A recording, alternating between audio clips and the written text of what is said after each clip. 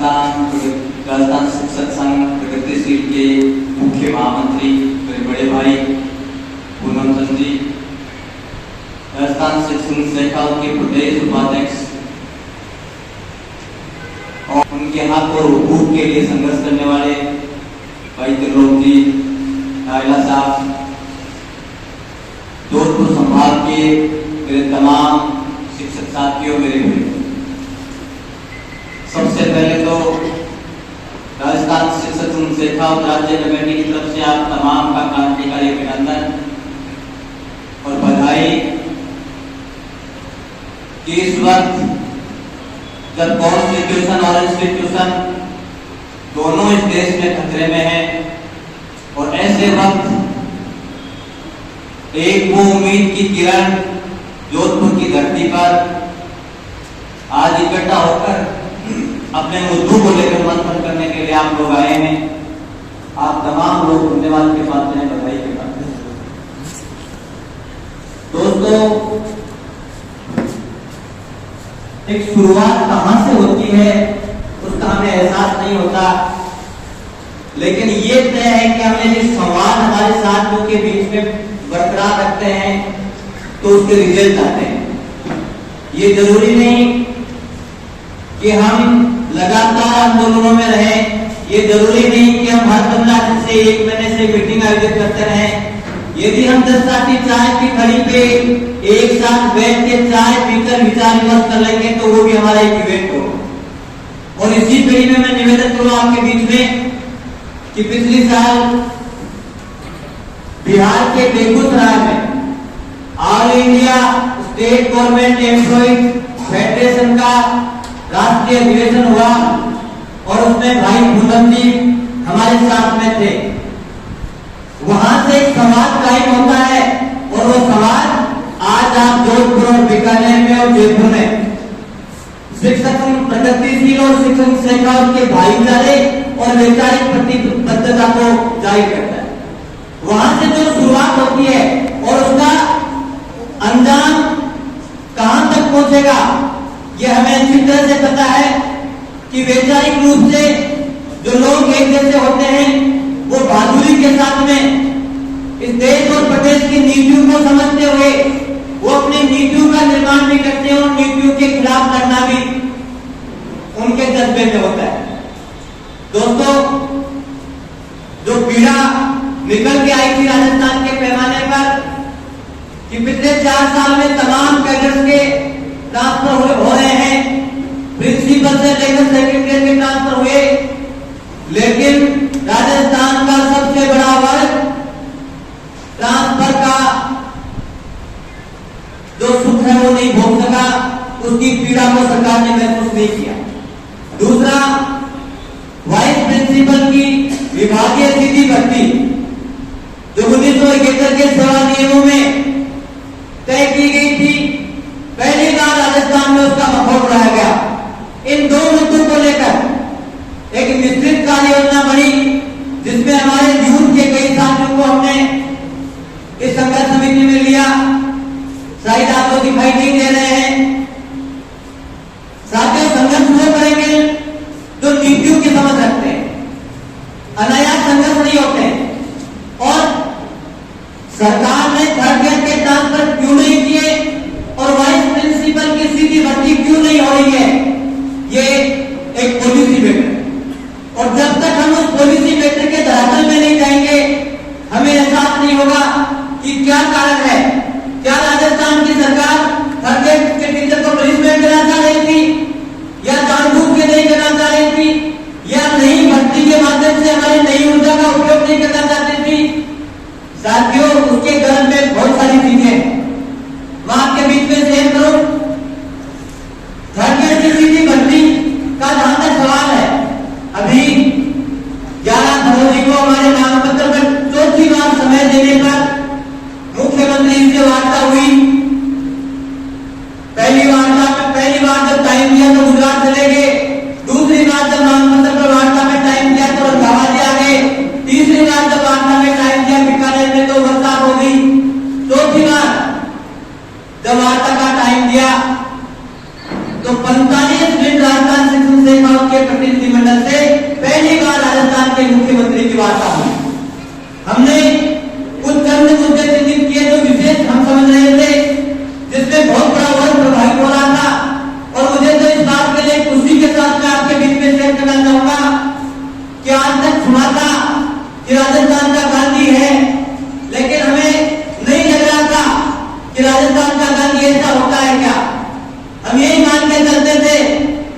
लोग जो कांग्रेस से जुड़े हुए लोग हैं वो गांधी के रूप में उनको प्रचारित कर रहे हैं। लेकिन जब उनकी कार्यशैली, जब उनके बात करने का तरीका, जब उनकी नेतृत्व क्षमता, काम करने की क्षमता जब तक हमने देखी तो साथ एक प्रचार किया जा रहा है देश में कि हमारे देश का मुखिया 18 घंटे काम करता है। लेकिन उस दिन हमने महसूस किया कि 18 घंटे देश का मुखिया नहीं, राजस्थान का मुखिया 18 घंटे काम करता है। 10:30 बजे से 11:15 बजे तक आपके शिक्षक शेखावत के प्रतिनिधिमंडल को वार्ता का समय दिया। उस समय 2 लोग वेटिंग में थे, लगभग 12 बजे की, और वहां के लोग ये कह रहे थे कि 1:30 बजे पहले साथ कभी नहीं सोते और 9 बजे उसी स्पीड से लग जाते हैं। 10 तारीख को बजट पेश किया गया था, 9 बजे से लेकर लगातार मीडिया ने घेर रखा था। लेकिन जब 10:30 बजे वार्ता स्टार्ट होती है, न गुस्सा था, न सीकत थी, न झल्लाहट थी। इतने आसानी से हर मुद्दे को समझ के पहले ये बात कही कि पहले मेरे को इस मुद्दे पे बताइए, उसके बाद में इसका समाधान क्या होगा वो भी बताइए। साथ में हर बिंदु को एक बारीक चीजें पूछते हुए आगे बढ़े। उस समय हमने थर्ड ग्रेड टीचर की वो जो बात हमने महसूस कर रही थी कि थर्ड ग्रेड के टीचर के ट्रांसफर क्यों नहीं हो रहे हैं, उस मुद्दे पर हमने उनको भी तसल्ली के साथ में बताया कि साहब, हम आपसे निवेदन करते हैं कि राजस्थान की ब्यूरोक्रेसी ने आपको गुमराह कर रखा है। वो कह रहे हैं कि 85,000 लोग आवेदन कर रखा है उन्होंने और 52,000 थर्ड ग्रेड के पद रिक्त हैं। आपका बहुत बड़ा विरोध हो जाएगा, इसलिए थर्ड ग्रेड टीचर को एक बार आपको नहीं छेड़ना चाहिए, वरना बड़े विरोध का सामना करना पड़ सकता है। हमने उनसे निवेदन किया कि हम एक ब्लूप्रिंट बना के देते हैं आपको, और न तो 85,000 आवेदक है जो अपने गृह जिलों में चला जाते हैं। हम कहते हैं कि 30,000 से ज्यादा एक भी शिक्षक ऐसा नहीं है जो अपने गृह जिले में जाने का इच्छुक है। और हम आपके बीच में दृढ़ता के साथ में ये निवेदन करते हैं और पहली बार राजस्थान के मुखिया से ये कहते हैं कि राजस्थान का आप एक इतिहास बना सकते हैं यदि आप अपने ब्यूरोक्रेसी नहीं मानेंगे तो। आप एडिशनल डायरेक्टर से लेकर आप सेकंड ग्रेड तक की तमाम पदों की पदोन्नति कर दीजिए। हमारे 2 पद की पदोन्नति बकाया है, आप कहते हैं 6 महीने से पदोन्नति करूंगा, तो अफसोस जाहिर किया। वहां कई बातें निकल के आती हैं कि हमारे लोगों तक वो बातें पहुंच नहीं है, मुखिया तक वो बातें पहुंच नहीं रही है। उन्होंने कहा 2 साल की डीपीसी बकाया है। मैंने कहा बिल्कुल 2 साल की डीपीसी बकाया है, और 2 साल की नहीं, 1 अप्रैल को 3 साल की डीपीसी बकाया हो जाएगी। इससे बड़ी शर्म की बात कोई को और हो नहीं सकती। तो उन्होंने कहा क्यों नहीं हो रही है? उन्होंने कहा अपने शिक्षा मंत्री से पूछो, तो उन्होंने कहा नहीं, आप अपने हिसाब से बताओ क्या हो सकता है। तो हमने एक निवेदन किया कि कुछ सर्विस रूल्स में अमेंडमेंट किए, वो कोर्ट में चले गए, कुछ इच्छा शक्ति का अभाव है। तो हमने निवेदन किया, एक चीज से कई शिकार हो सकते हैं। सबसे पहले आप राजस्थान के शिक्षक के लिए थर्ड ग्रेड के टीचर से लेकर प्रिंसिपल तक के तमाम कैडर्स के लिए स्थायी स्थानांतरण नीति बनाइए, और उसमें राजस्थान के शिक्षक का तो भला ही है। हम इनडायरेक्टली आपको ये कहते हैं कि उसमें आपका भी भला है, क्योंकि हमने महसूस किया है कि आपका डर गायब हो गया है। 8 महीने 10 महीने बाद में जो राज में आने वाले लोग हैं उनके यहाँ लोग हाजिर देने लगे। जहां सत्ता के 2 केंद्र होते हैं वहां हाजिर देने लगे हैं। उस समय एक प्रकार का माहौल बन गया और आपसे लोग डरते भी नहीं। इसलिए जिस काम पर पुलिस बनाओगे तो भयमुक्त होकर राजस्थान का शिक्षक वोटिंग करेगा और निश्चित रूप से वो वोटिंग आपके हित में होगी। इसके साथ ही अगली जो बात होगी उसमें हमने निवेदन किया कि 7,057 पद प्रिंसिपल के खाली है, 28,000 हमारे व्याख्याताओं के पद खाली है, 27,000 पद हमारे सेकंड ग्रेड के पद खाली है, 52,000 थर्ड ग्रेड के पद खाली है। यदि आप ऊपर से लेकर नीचे तक तमाम डीपीसी कर देते हैं तो आपके पास में 25,000 थर्ड ग्रेड के पद खाली हो जाएंगे और 52,000 की संख्या 77,000 तक पहुंच जाएगी, और 8,000 ऐसे लोग होंगे उन 30,000 में से जो अपने गृह जिलों में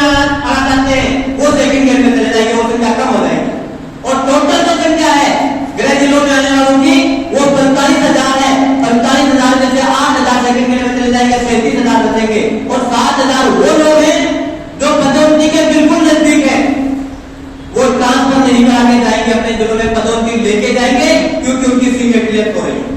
इसलिए मात्र 30,000 लोग हैं। हम आपसे निवेदन करते हैं कि एक आदेश में उन तमाम 30,000 शिक्षकों के तबादला आदेश कर दीजिए। नीचे एक लाइन लिख दीजिए कि जो आपकी 48,000 की बड़ी भर्तियां होने वाली है, उस भर्ती के हिसाब से हर आदेश में यह लिखा जाए कि नई भर्ती के से शिक्षक के कार्य ग्रहण करने पर ही आपको कार्य मुक्त किया जाएगा। उन 30,000 जगहों पर आप नई भर्ती से टीचर दे दीजिए। उन इलाकों में भी विरोध नहीं होगा, वहां भी टीचर मिल जाएगा। और निश्चित रूप से जो साथी 15-15 साल से बाड़मेर में, जैसलमेर में, जालौर में, राजसमंद में, भीलवाड़ा में, प्रतापगढ़ में, उदयपुर में बैठे हैं, वो तमाम लोग अपने गृह जिले में दे रहे हैं। साथियों, निश्चित रूप से मुख्यमंत्री जी बड़े सकारात्मक मुद्रा में दिखे और उन्होंने झट से एक बात कही कि मैं 5 लोगों की कमेटी बना देता हूं और उस कमेटी में आप एक ब्लूप्रिंट बना के लाइए और उनसे डिस्कस करिए। फाइनल डिस्कस हम फिर करेंगे और हर महीने आप लगातार मिलते रहिए। उसके बाद में हमने निवेदन किया, उन्होंने भी कही, हमने भी कही कि और लोग कौन हो सकते हैं जो पॉजिटिव सोच रखते हैं, जो वैचारिक प्रतिबद्ध है, जो सांप्रदायिक ताकतों के खिलाफ हैं, ऐसे लोग और कौन हो सकते हैं। तो हमने निसंकोच एक नाम बताया राजस्थान के पैमाने पर, यदि कोई दूसरा संगठन है तो राजस्थान शिक्षक संघ प्रगतिशील। हम मिलकर बात तैयार करेंगे, मिलकर वार्ता करेंगे। और साथियों, जो ड्राफ्ट बनाने के लिए कहा था, हमने ड्राफ्ट तैयार कर लिए हैं। 1 या 2 दिन में उनको एक कॉपी भेज भी दीजिए। 1 या 2 दिन में प्रगतिशील और शिक्षक शेखावत का प्रतिनिधिमंडल अधिकारियों से 1-2 दिन में तय हो जाती है, वार्ता कब होती है, उनमें तमाम चीजों पे डिस्कस होगा। और यदि डिस्कस से कोई बात निकल के आएगी तो जैसा मुख्यमंत्री ने कमिटमेंट किया है कि जितने भी आपके मुद्दे हैं उन तमाम को सॉर्ट आउट करना चाहता हूं मैं। और हर महीने हम एक बार निश्चित रूप से अब चुनावों तक हर महीने हम मिलते रहेंगे। हमने एक पहली बात और कही थी उनको कि जिस समय आपने ओपीएस की घोषणा की, उस समय राजस्थान शिक्षक शेखावत के लोग 2 महीने तक आप माहौल से लगे हुए थे, उस भीड़ का हिस्सा हम नहीं थे। तो पहले तो फैसले कर आप कहां थे? हमने कहा हम राजस्थान के 28 जिलों की चेतना यात्रा में निकले हुए थे और हर ब्लॉक में जाता के ये कह रहे थे कि राजस्थान के मुखिया ने ऐतिहासिक घोषणा की है, लेकिन ये अस्थायी है। इतने में आपसे व्यक्ति अस्थायी है? हमने कहा बिल्कुल, हमने ये बात कही थी कि ये अस्थायी है, क्योंकि जब किसान ने 13 महीने तक दिल्ली को घेर रखा था और संसद में निर्मित तीनों कृषि कानून जब तक संसद में वापस निरस्त नहीं हुए थे, तब तक किसान नहीं उठा था। जब तक एनपीएस का कानून पीएमआरडीए जब तक निरस्त नहीं होगा, सत्ता के परिवर्तन के साथ में सरकार इसको वापस लागू कर देगी। ये बात हम आम शिक्षक के बीच में कह रहे थे और कल आपके मोदी जी ने उस पर मुहर लगा दी है। उसके पहले दिन मोदी जी राज्यसभा में बोले थे कि जिन लोगों ने ओपीएस लागू की है उनको अब नीति का ज्ञान नहीं है। तब अफसोस क्या कि क्या कहा? हमने कहा, उन्होंने ये कहा है कि आज नीति का इन लोगों को ज्ञान नहीं है, देश को बर्बाद कर देंगे, ये आने वाले पीढ़ी के भविष्य को बर्बाद कर देंगे। तो उन्होंने अपने वाले को कहा कि कल की मिनट्स निकाल के लाओ। जब मिनट्स निकाल के लाए तो वही बातें उसमें लिखी हुई थी जो हमने उनके सामने शेयर की थी। दोस्तों, हालात ऐसे खराब होने वाले राजस्थान के एजुकेशन के ढांचे का, तो यदि 1-2 महीने में फैसला नहीं करेंगे, अभी इन्होंने जो 9,998 वाइस प्रिंसिपल की डीपीसी की है, हमारी मांग है उसमें। और साथियों, अभी मन से भी कई बातें आ रही थी कि रेसा और रेस लाके लड़ाई में हमारे स्कूलों को बंद कर दिया, हमारे हेडमास्टर के पदों को खत्म कर दिया। महाप्रभु से निवेदन करूं कि 29 जुलाई 2020 को हिंदुस्तान की कैबिनेट ने एक ऐसा ड्राफ्ट पारित कर दिया जिसने निजीकरण की इबादत लिख दी है। और मुझे अफसोस के साथ में कहना पड़ रहा है कि राजस्थान का 3,70,000 टीचिंग कम्युनिटी का वो शिक्षक जो वर्किंग में है, उनमें से 108 देश के उस एजुकेशन पॉलिसी के ड्राफ्ट को आज तक 1% लोगों ने भी नहीं पढ़ा है। हम हमारे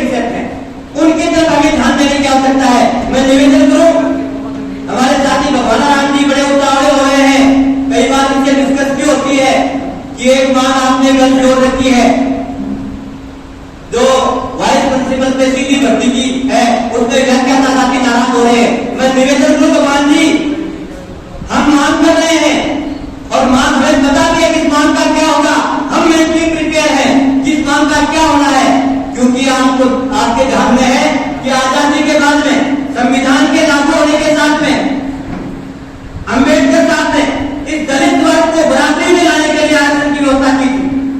और आज भी मैं जनता के साथ में इस बात का समर्थन करता हूं कि उस गरीब की झोपड़ी में, दलित की झोपड़ी में आरक्षण की आज भी जरूरत है, लेकिन एक नीतिगत मैटर में कि जिन लोगों को आरक्षण का लाभ बड़े स्तर पे मिल गया है उन लोगों को हटाकर उस आरक्षण का लाभ गरीब की झोपड़ी और उनको दिया जाए जिसको अभी तक आरक्षण का लाभ नहीं मिला है, ताकि उन तमाम लोगों को समाज की मुख्य धारा में जोड़ने में आरक्षण कारगर हो जाए। लेकिन आपने महसूस किया होगा पिछले 5-7 सालों में एकजुटता आई है, एसटी वर्ग आरक्षण के नाम पे एकजुट हुआ है, लेकिन निजीकरण की कोई टीम की सोच नहीं है उनके बीच में, निजीकरण का कोई संघर्ष नहीं है। और सबसे ज्यादा यदि नुकसान होगा तो एसटी वर्ग को नुकसान होगा निजीकरण का। निजी क्षेत्र में किसी प्रकार का आरक्षण नहीं है। बड़ी सोच की तरफ हमारा ध्यान नहीं होता है, बड़े खतरों की तरफ हमारा ध्यान नहीं होता है, छोटी सोच पे हम केंद्रित होते हैं। और वही यहाँ किया हमने, हम वाइस प्रिंसिपल की डिमांड तो कर रहे हैं, लेकिन 11 जनवरी 2022 को राजस्थान की सरकार ने एक काला कानून पास किया है संविदा की भर्तियों का। आप तमाम लोगों ने देख लिया है। मैं आपके बीच में निवेदन करूं कि राजस्थान के पैमाने पर जो 3 रनिंग भर्तियां हैं एजुकेशन में, ये राजस्थान के इतिहास की नियमित वेतनमान की आखिरी भर्तियां होंगी। उसके बाद में जो भी भर्तियां आने वाली है वो संविदा की भर्तियां आने वाली है। और ये नीतिगत वेतन है, वाइस प्रिंसिपल की यदि भर्ती 6000 की कोई भर्ती नहीं करनी पड़ेगी, इनको 6200 की भर्ती करनी पड़ेगी, कोई बड़ी संख्या नहीं है, लेकिन नीतिगत वेतन है। इन्होंने तय कर लिया है कि नई भर्ती संविदा में होगी और संविदा के जो भर्तियां होंगी उनमें पदोन्नति नहीं होती है। इसलिए वाइस प्रिंसिपल की भर्ती कर रहे हैं। हम संविदा की तरफ जो बड़ा खतरा है उसकी तरफ नहीं देख रहे हैं, हमें उसकी तरफ बड़ा मूवमेंट बनाने की आवश्यकता है, जो हमारे जो एक खतरे का गले में घंटी डाली है उस गले की घंटी को निकालने की आवश्यकता है सर। बड़ी सोच के साथ में नीतियों को समझते हुए हमें आगे बढ़ना है। दूसरी मैं भगवान जी से निवेदन करूं कि एक प्रचार हो रहा है व्हाट्सएप यूनिवर्सिटी में, फेसबुक यूनिवर्सिटी में, कि उन लोगों ने तो न जाने क्या क्या करवा लिया, उनकी तो बहुत जल्दी है, उनको सारे मूवमेंट को चढ़ा देते हैं। मैं आपके बीच में निवेदन करूं 20 मई 2020 के पहले से जिन लोगों के लिए आप कह रहे हैं कि उन्होंने वाइस प्रिंसिपल का करवा लिया, उन्होंने सीधी भर्ती खत्म करवा दी, उनके मांग पत्र भागे देख लीजिए। 20 मई 2020 के पहले किसी भी मांग पत्र में उन्होंने वो पता लगाने की मांग भी की है तो मेरे को बता देना, मैं आपकी हर बात मानने के लिए तैयार हूं। जिन लोगों के लिए आप कह रहे हो कि उनकी रात में बहुत गलती है, उन्होंने सब कुछ करवा लिया, उनके मांग पत्र में भी नहीं थी। 20 मई 2020 को आपके राजधानी शेखावत के प्रतिनिधिमंडल को तत्कालीन शिक्षा मंत्री गोविंद सिंह डोटासरा के आवास पर 2.25 घंटे तक 17 सूत्री मांग पत्र वार्ता हुई और उस वार्ता में 3-4 चीजें निकल के आई और वो कानून के रूप में हमें देखने को मिली। उन्होंने ये बात उनके हम समझाने में सफल हो गए हुए, हमने मात्र थोड़ा सा और ऐड किया उन्होंने। हम ये कह रहे थे कि जो आपका 1892 पीओ है, आपका यदि राजस्थान में शिक्षा का सेक्टर बचा है तो सेकेंडरी एजुकेशन बचा है, और उसमें जो पीओ है उसकी आप जांच करवा लीजिए, या तो हार्ट का पेशेंट हो गया है या बीपी का या शुगर का पेशेंट हो गया है, क्योंकि वो रात को भी सो नहीं पाता है।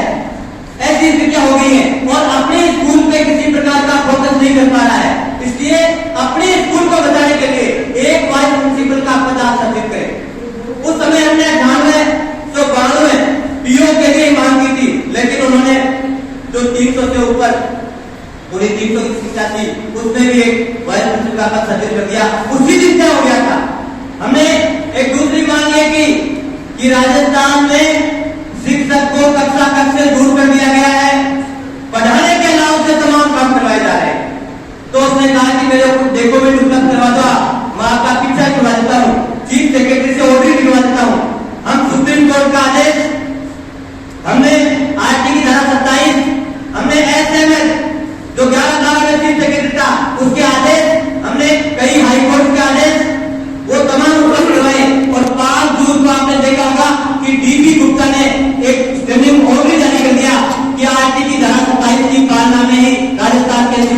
चुनाव करवाया जा सकता है। 10 वर्षीय जनगणना, 5 वर्षीय चुनाव और प्राकृतिक आपदा, इसके अलावा राजस्थान के शिक्षक से किसी प्रकार का गैर शैक्षणिक कार्य नहीं करवाया जा सकता।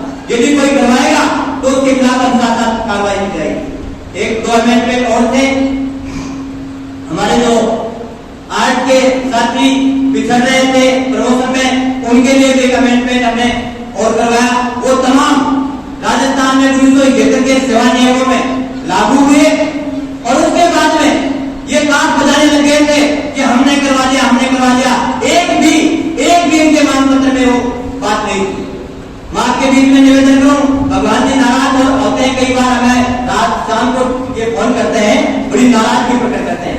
हम ये कहते हैं कि व्याख्याता है वो सीधा प्रिंसिपल बनेगा, जहां 22 हजार रुपए का फायदा होता है।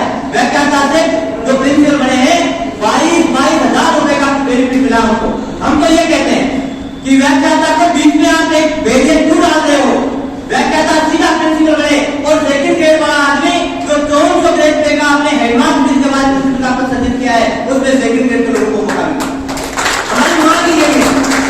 लेकिन कुछ चालाक लोग जो विकास के मुद्दों को ध्यान भटकाने के लिए धर्म जाति और संप्रदाय का नारा देते हैं, मंदिर और मस्जिद के नाम पे हमें गुमराह करते हैं, भारत और पाकिस्तान के नाम पे हमें गुमराह करते हैं, विकास की बात नहीं करते हैं, हमें दूसरी साइड पे डाइवर्ट करते हैं। वैसे ये कुछ चालाक लोग, बड़े चालाक लोग हैं, वो इस साइड पे डाइवर्ट करते हैं। नहीं व्याख्याता का हम तो कहते हैं कि व्याख्याता से आप प्रिंसिपल बने। भगवान जी पहले वाइस प्रिंसिपल नहीं, प्रिंसिपल बने सीधे।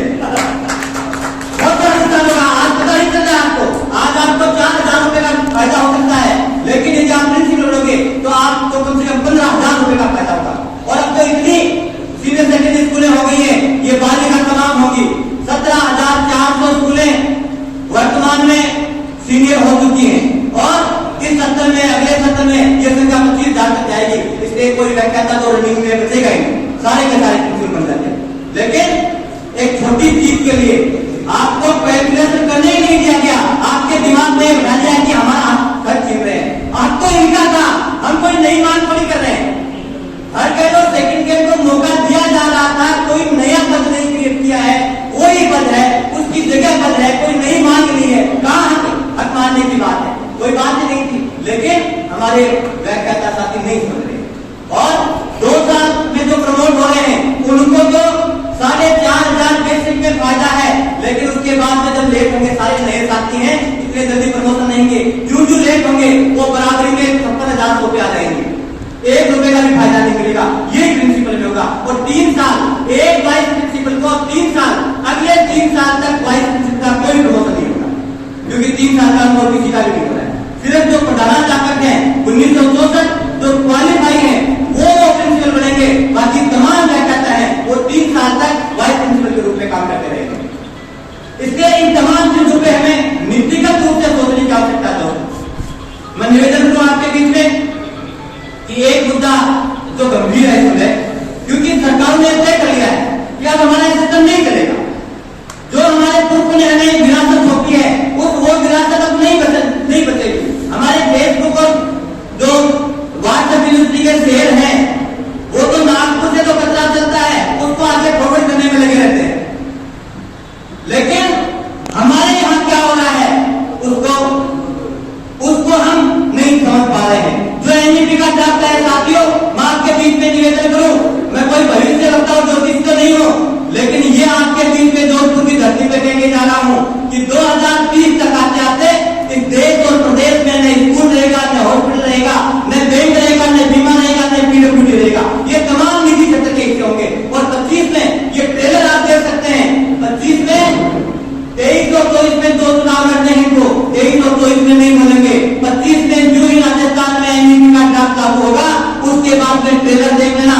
एक शब्द उठाया इन्होंने समेकित, मत शब्द लिखा, इस बार समेकित शब्द लिखा है और उसमें लिखा है कि हिंदुस्तान में 1,08,000 वो स्कूल हैं जो सिंगल टीचर हैं। हम तमाम स्कूलों में टीचर की व्यवस्था नहीं कर पा रहे हैं, हम तमाम स्कूल में फेर मैदान नहीं दे पा रहे हैं, लैब नहीं दे पा रहे हैं, लाइब्रेरी नहीं दे पा रहे हैं, मैथ्स और इंग्लिश का टीचर नहीं दे पा रहे हैं। इसलिए स्कूलों को क्लस्टर में समेकित किया जाएगा। क्लस्टर से समझते हो आप, जो पीओ बनाया है उसमें उस पीओ की सारी स्कूलों को डाल दिया जाएगा। अब इस बार जो 14 में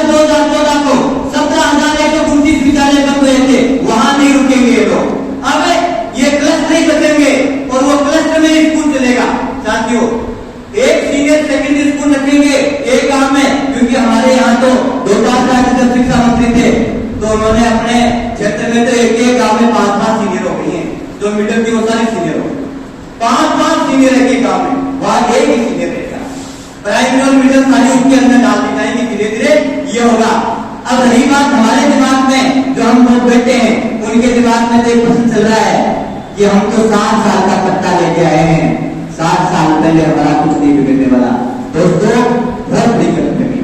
उस ड्राफ्ट में 2 चीजों को लिख भी दी है, शुरुआत भी कर दी है कि 1 जुलाई को हमें कोई मांग नहीं करनी पड़ती है एक चीज के लिए, लेकिन क्रिमिनल लगता है 1 जुलाई, अब नहीं लगेगा।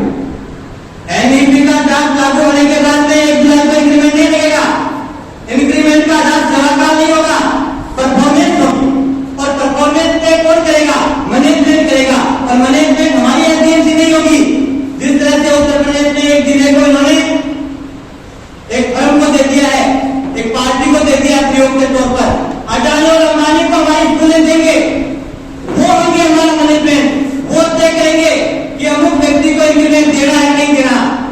दूसरी चीज और तय कर दी गई है कि अभी तक हमारा प्रमोशन था वो सेवाकाल के आधार पर होता था, अब सेवाकाल के आधार पर नहीं होगा, अब हमारे पदोन्नति परफॉर्मेंस के आधार पर होगी।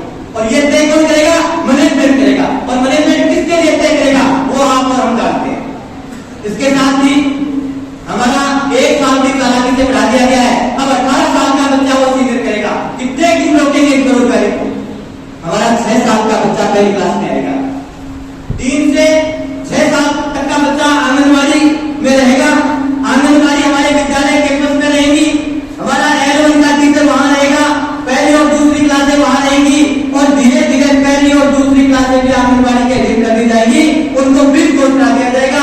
10वीं और 8वीं पास जो आंगनबाड़ी कार्यकर्ता है उनको बिल कोर्स करा दिया जाएगा। और 1,57,000 जो L1 के पद हैं उनका आधा हो जाएगा सीधा सीधा, क्योंकि प्राइमरी एजुकेशन में एक पहली और दूसरी क्लास में हमारा आधा नामांकन होता है, सीधा सीधा आधा हो जाएगा। ये अपनी चालाकी से तमाम चीजें कर रहे हैं।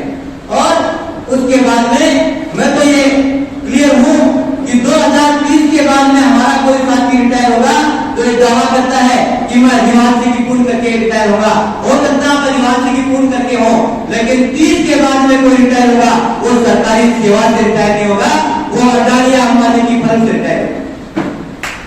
ये तमाम चीजें होने वाली, इसलिए हमें इन नीतियों को समझने की आवश्यकता है। इसके साथ ही हमने एक बड़ा मिशन प्रगतिशील ने हमने भाईचारे के रूप में मिशन हो लिया है कि बड़ी चालाकी के साथ में हमें कक्षा से दूर किया जा रहा है, टीचर से वो बेकार लिया जा रहा है। हम बेकार से मुक्त होने की बात नहीं कर रहे हैं, हम ये कहते हैं कि सार्वजनिक शिक्षा तभी बचेगी जब गैर शैक्षणिक कार्यों से हमें मुक्ति मिलेगी। और पिछले 26 जनवरी से राजस्थान शिक्षण शेखावत ने घोषणा की थी, प्रगतिशील भी भाईचारे के रूप में हमारे सपोर्ट में है। और 3-4 जिलों में हमारे साथ में शानदार प्रयास किए। सीकर जिले में शानदार प्रयास हुआ है, चूरू जिले में शानदार प्रयास हुआ है, गंगानगर में ऐसा प्रयास चल रहा है, झुंझुनू में ठीक प्रयास चल रहा है, कोटा में ऐसा प्रयास चल रहा है, डूंगरपुर में ऐसा प्रयास चल रहा है, कई जिलों में ऐसा प्रयास चल रहा है। और साथ ही आपके बीच में निवेदन करो कि 2 चीजें निकल के आ रही। एक वो चीज जो शिक्षक को सुविधा देने के लिए हम उत्तरी राजस्थान में लगे थे, दक्षिण में तो अभी तक लागू भी नहीं हुई है वो चीजें। हमने ये कहा था कि यदि टीचर छुट्टी वाले दिन काम करता तो उसको पीएल में लेते कि पीएलओ को, आज उसका हमें तकलीफ हो रही है। इसके साथ ही आप अवकाश के दिनों में काम नहीं कराओगे। ये जब रियायत देने के लिए हमने लड़ाई लड़ी और जब अधिकारी झुके तो साथियों आज हमें उसका खामियाजा भुगतना पड़ रहा है। दूसरा, हमारे साथी में एक खोट है, डर है कि यदि मैं बीएलओ कार्यों को छोड़ दूंगा तो मेरे खिलाफ क्या कार्रवाई होगी। पहली बार राजस्थान के इतिहास में ऐसा आंदोलन हो रहा है जिसमें हम सही हैं और सरकार गलत है। हम कह रहे हैं कि आप किसी राज 27 की पालना करें, आप मुख्य सचिव के आदेश की पालना करें। यदि एसडीएम और कलेक्टर मुख्य सचिव के आदेश की पालना नहीं करते हैं तो शिक्षक उनका गुलाम नहीं है कि एसडीएम के आदेश की पालना करें। इसलिए जितना आंदोलन हो रहा है उससे 10 गुना अधिकारी सीकर का दबाव में है, चूरू का दबाव में है। बार बार वार्ताओं के लिए बुला रहा है नोटिस जरूर दिए गए। आखिर में इतने ढीले हुए कि नहीं, हमने तो नोटिस तो कलेक्टर साहब ने हमें दिया तो हमने टीचर को दे दिया। नोटिस कोई सजा नहीं है, एक सूचना है। इतने ढीले हो रहे हैं। और 15 दिनों के जिला कलेक्टर्स को हमने ये आरटीआई लगाई है कि पिछले 5 साल में आपने कितने वर्किंग डे में टीचर से काम लिया है? आपने पिछले 5 साल में निर्वाचन सभाओं में कितने दिन टीचर से काम करवाया है? आपने पिछले 5 साल में किस एसडीएम ने कितने दिन आधे दिन के अवकाश के लिए आदेश जारी किए हैं? और किस उत्तराधिकारी के आदेश की पालना में आदेश जारी किए गए?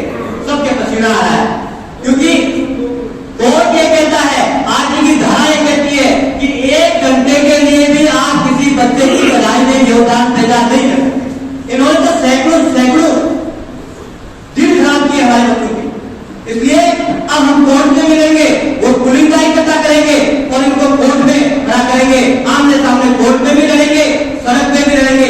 इसके साथ में मेरा निवेदन है कि जोधपुर संभाग के तमाम लोग आज ये तय करके जाएंगे कि यदि हमें भूखों की विरासत को बचाना है, यदि हमें सार्वजनिक शिक्षा को बचाना है, तो निश्चित रूप से हमें गैर शैक्षणिक कार्यों के खिलाफ मुखर आवाज के साथ में दृढ़ता के साथ उनका बहिष्कार नहीं करना पड़ेगा और इस सार्वजनिक शिक्षा को बचाने का संकल्प लेना होगा।